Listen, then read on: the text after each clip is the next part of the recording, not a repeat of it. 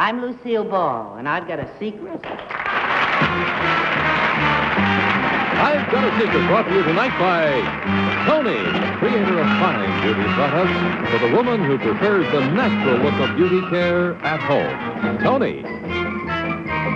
From New York, here is I've Got a Secret, starring Steve Allen.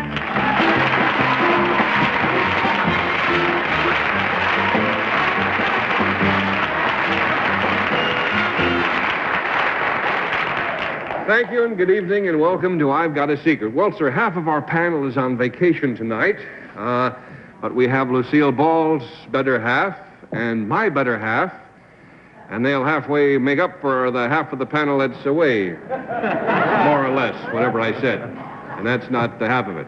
Anyway, let's meet the members of our panel, whoever they turn out to be. First, sitting in for the vacationing Bill Cullen, our own Henry Morgan.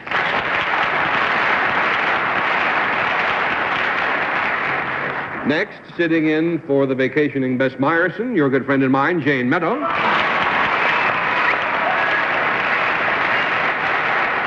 Next, sitting in for Henry Morgan, who couldn't be with us tonight, here is Gary Morton.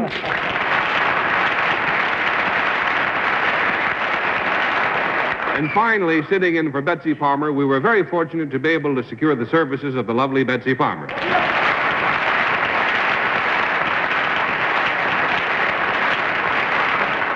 So, panel, if you're all set to play the game, we'll get right to our first contestant, please. Here she comes.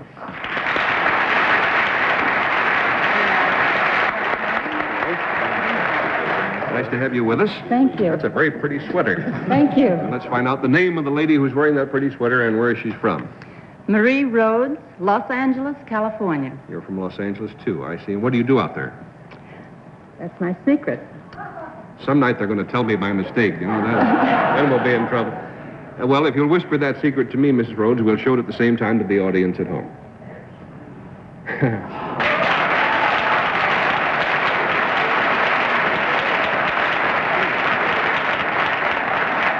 Well, panel, the clue to Mrs. Rhodes' secret concerns something she does, and it involves another person. I'll give you that little clue. We'll start the game with Henry Morgan. Too bad he couldn't be here tonight. Mrs. Rhodes, is it? Yes. Does your secret involve either of the Allens, Steve or Jane? No. Does it involve anybody here? No. A big name? A name we would know? Yes. Somebody in the showbiz? Yes. A lady? No. A actor? Yes. A heavy? Oh, well, we'll put it this way. Is he a leading man? Yes. He's put on a couple of buzzers. All right, $20 down, 60 to go. Gingy A Bird? leading man, Mrs. Rhodes, would this man be more famous, let's say, for the movies than for television? Yes. Would he be a relative of yours? No. It is something that you have done with this man or to this man? Well, not two, but with. I'd With say. this man? Four. Four. Yes. For this man? Yes. Would it be somebody around Gregory Peck's age? Somebody like that? I don't know how old Gregory Peck is. I'd say very roughly, yes. Roughly, somebody about that age. Well, let's see. We have to go for who the man is, I guess. Would it be Tony Curtis? No. Jack Lemmon? No. It wouldn't be Cary Grant, would it? No. There goes half the money. Gary Morton. This thing that you do for the man, would this man be in a specific type of motion pictures? Would it be a He-Man type? Yes. Would it be... But he does everything. He does everything. Yeah. Everything he does. Yeah. There's a lot of them in Hollywood. Yeah. Let me think. Would it be basically, let's say, in Western pictures? Not basically, no. No. Would you train something for this man? Was there something that you do for this man that you would train, like a leopard or a lion or a horse? No. No. Do you train this man? No. You're right. Well, $60 down, 20 to go. Betsy? Are you involved in something physical with this man? No. I don't mean it in any way except a good way. Well, anyway would be a good way. It's all good stuff. Not that that's bad. I don't know. I'll tell you what I was thinking of. No, you won't. You will not. All right, go ahead. No, I was thinking of a specific man like Burt Lancaster, who is a trapeze artist, and maybe you're his partner. Because you look enough like Gina Lollobrigida maybe to have stand in for. Do you stand in for this man? Yes.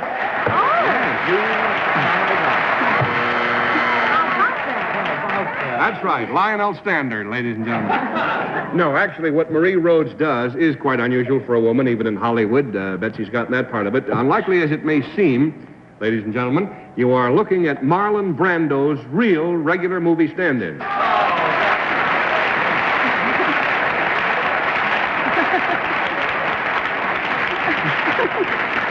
Mrs. Rhodes, as the old lady said on the bus, you don't look like Marlon Brando. How did this come about? How'd you happen to become his stand-in? Well, my husband, Philip, is his personal makeup man. And when they were going to make Mutiny on the Bounty in Tahiti, they both cooked up the idea that I go as a stand-in. So you could be with your husband? Absolutely. Wonderful. And that turned out to be a great deal because it took them about a year to make that picture, didn't it? 1 year. That's right. How long have you been Marlon Brando stand-in? For the past 4 pictures, and the last one is Morituri, which will be released soon. Morituri. I see. What other people have you stood in for that we might know about? Well, Anna Mañana. Mm-hmm. Ben Grauer. Ben Grauer? Do you mean to tell me you stood in for Ben Grauer? How do you like that? Who else? Carol Williams. Let's go back to Ben Grauer. I never knew Ben Grauer had to stand in, but who else? Judith Evelyn, Judith Anderson, Patricia Owens, so on. That's wonderful. Yeah, I don't know. I like Ben Grauer of all of those things. Well, you remind me more of Carol Williams than Ben Grauer. Let me put it that way. But that's showbiz. Anyway, it was very nice to have you with us. Thanks for standing in here tonight, and good luck to you. Thank you.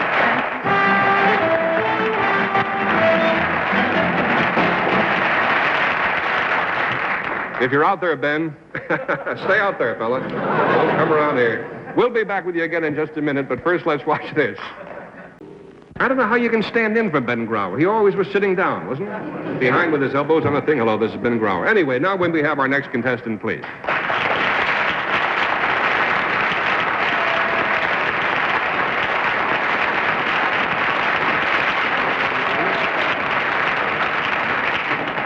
Good evening to these gentlemen of the armed forces. Now, for reasons of national security, or seriously, because we don't want to tell you these gentlemen's names just yet, we'll, for the moment, refer to them as Lieutenant Army, Lieutenant Navy, Lieutenant Air Force, and Lieutenant Marines. Gentlemen and officers, it's a pleasure, needless to say, to have you with us. Panel, although these men are in different branches of the service, they do share a secret. So, fellas, if you'll whisper your secret to me, we'll show the audience at home just what it is. Uh-huh. Wonderful.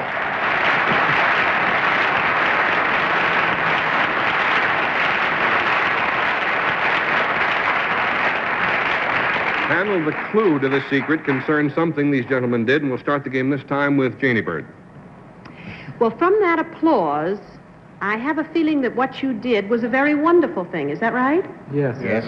Would you have done this? That's cute. It was wonderful, though. That's right. It really was wonderful? Yeah. If they do say so themselves. Is there something sneaky about your secret? Is it a wonderful but maybe a little amusing? No. It's really wonderful. Really wonderful. Would we be interested? would we be interested in where you did this? Yes. Ask if they did it with Ben Grauer, would you, James? Did you do this on some other soil than the United States? Yes. All right, $20 down, 60 to go. Gary Morton? You look like an ad, Steve. I want you. Point right at the audience there. You did it other than the United States. Did they say they did it in other places? Yes. Did you do it above the soil? Was this something in the air? No. Not very high, no. No. Would it be on water then? No. No. No, yes, no. Yes and no. I got it. You're really civilians, but you're dressed up as soldiers. That would tell you something. You get a yes and no on the water, whatever I said. $40 down and 40 to go. Betsy Palmer. One of you says, Mr. Rifleman, what are you over there? Army. Sharp, beg pardon, sir? U.S. Army. Excuse Army. me. Mr. Lieutenant Army, you did it on top of the water?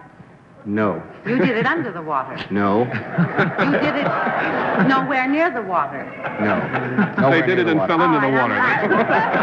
Now, did the Marine, Lieutenant Marine, do it on the water? No. In the water? No. On land also? Yes. Did anybody do it in the water? Yeah. $60 down, 20 to go. And we go to old Henry Morgan.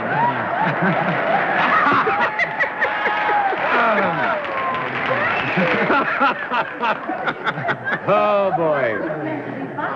It wasn't. No, it wasn't. Sure glad it came out that way. I vote to go back to Betsy.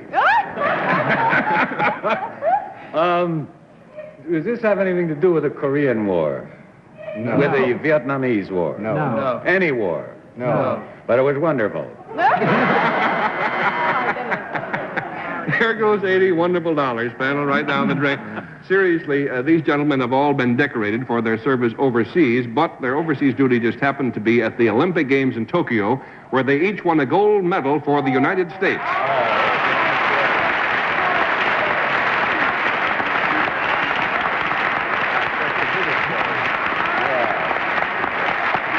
I'll introduce you now properly to our Olympic heroes. First, the gold medal winner, representative of the United States Army, First Lieutenant Lona Swigger.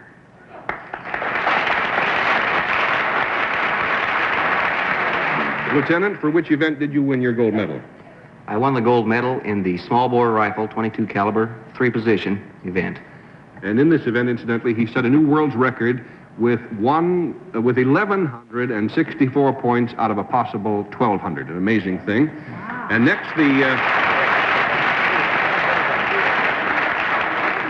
United States Navy's gold medal winner, Lieutenant J.G. William Stowe.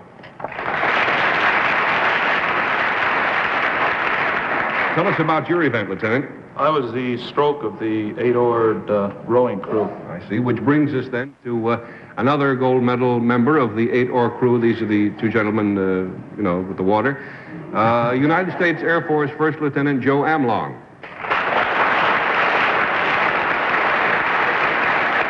Lieutenant Amlong, what country was it that ran second in the 8-oar crew race, and how much faster did your team do? The second crew was the German crew, which was undefeated for the last 5 years, and we beat them by 5 seconds. Well, good for you. And finally, the United States Marine, the Marine who was the first American in Olympic history to win the 10,000-meter run, Lieutenant Billy Mills.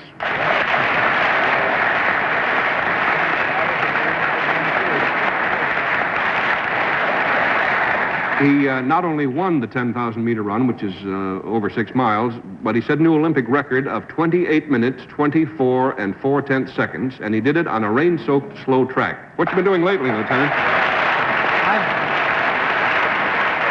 I've been competing in the indoor circuit. I've been running the mile and an occasional 2-mile, and I have run 1 3-mile so far this year. I see.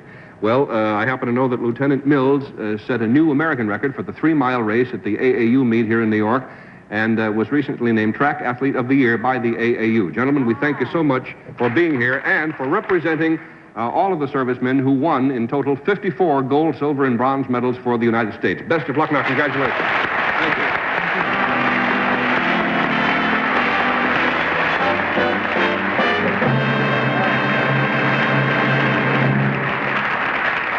Incidentally, because all of these gentlemen are amateur athletes, they appeared tonight with the special permission of the Amateur Athletic Union of the United States, the National Association of Amateur Oarsmen, and the National Rifle Association of America. To protect their amateur status, their winnings are being contributed to the governing bodies of these organizations for the further advancement of amateur sports. There's something I have to get right over here. Thank you, young man. My goodness. Don't know if we'll have time for all these, but let me explain what these cards are. Now, before we went on the air tonight, we asked everyone in our studio audience to write down on cards some questions that they would like to ask our special guest. Questions about her life, her career, television business, people she knows in it. No holds barred. Really tough questions.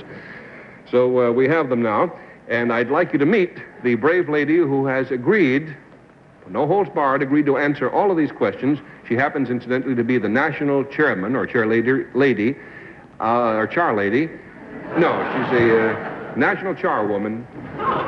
No, she isn't. Seriously, she's the national chairman of the Easter Seal Campaign, Miss Lucille Ball.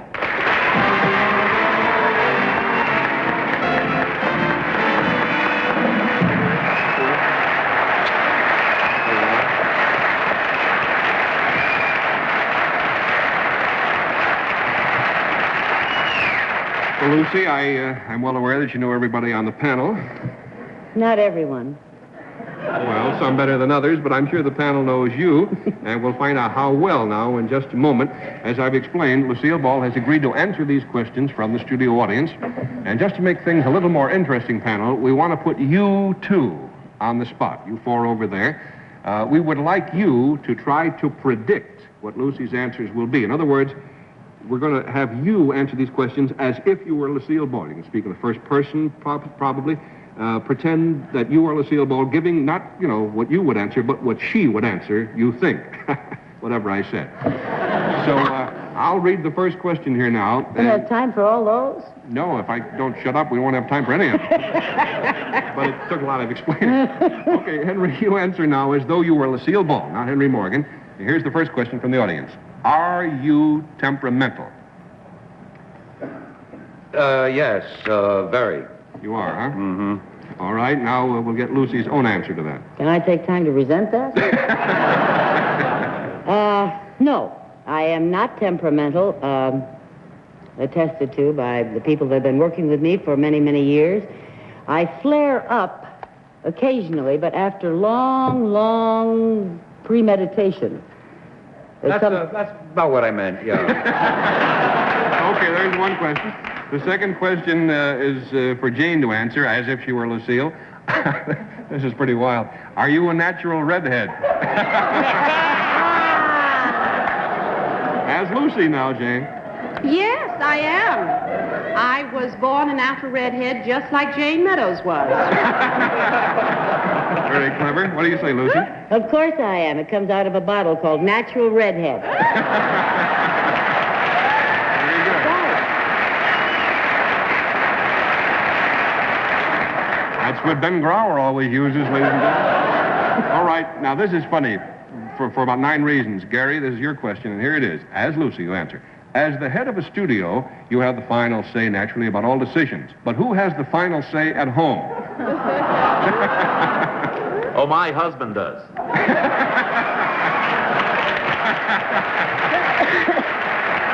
Very good. Lucy? Well, I don't even have the final say at the studio. I have, naturally, a lot of very able people around me, and we discuss things. At home, we discuss things, too. And the only thing I really have the final say on is whether the windows are opened or closed. All right. At night. Betsy, here's the one. Here's the one for you to answer as Lucille. Are you inherently witty, or do you have to have a script? I'm inherently witty, but a good script helps.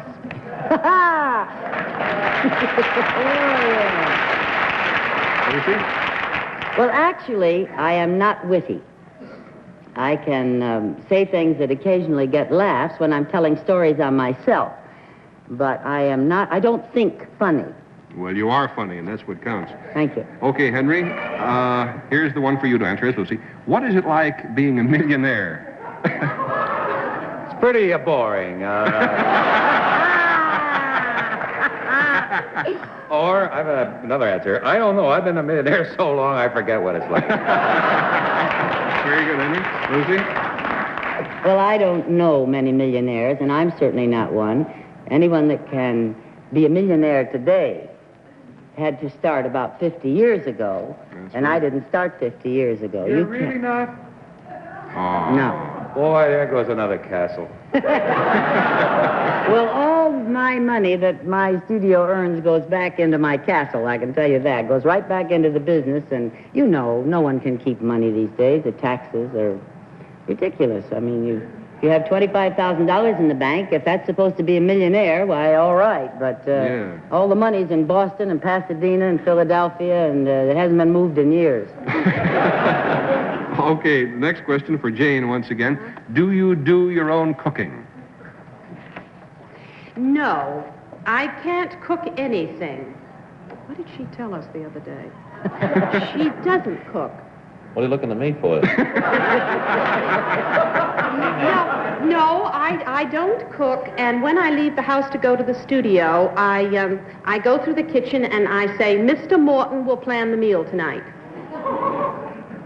The reason we were laughing is that's what Lucy said on our radio show the other morning. What's the answer? I can cook, and I don't have enough time to cook, and I do let Gary plan the meals quite often because he doesn't like everything that I like. He says that I'm too New England.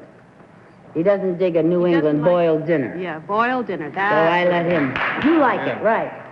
One person likes it. Give that man a New England boiled dinner. Hey, it's Ben Grauer, ladies and gentlemen.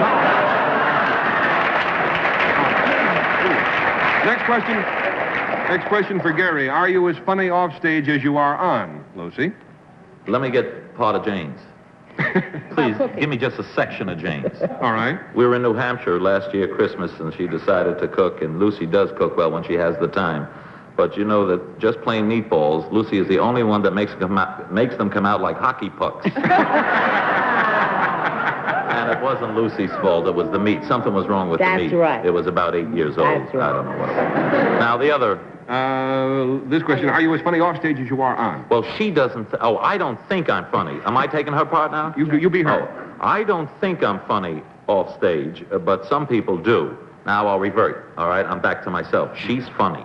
Mm-hmm. She doesn't think she is, but once in a while she'll say, "Good night, Gary," and walk into a wall. So she's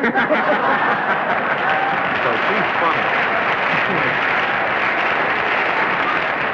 You got time for another one? Okay, just one more. Betsy, here's the question for you to answer as Lucy. Why do you work so hard? I work so hard because I love it. Good answer. Lucy? Gesundheit.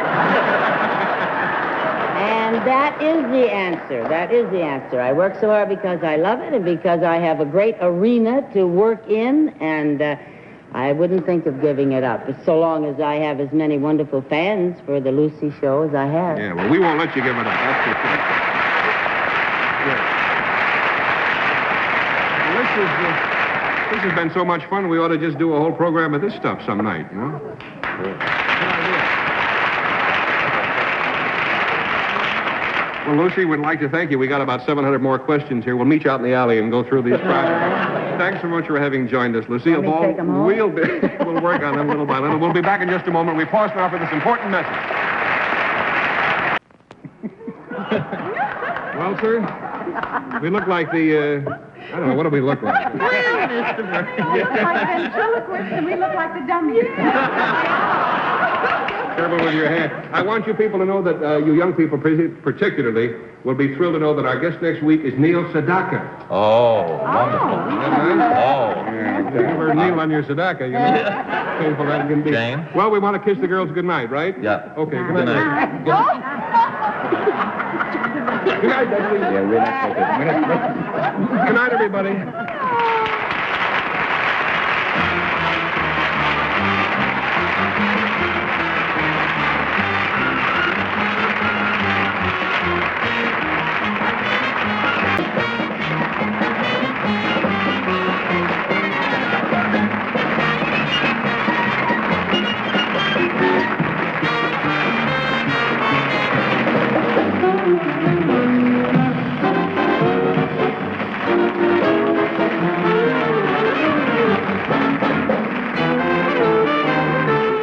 Arthur Godfrey brings his banjo to the Lucy Show for an old-fashioned riverboat musical comedy, 1/2 hour from now on CBS.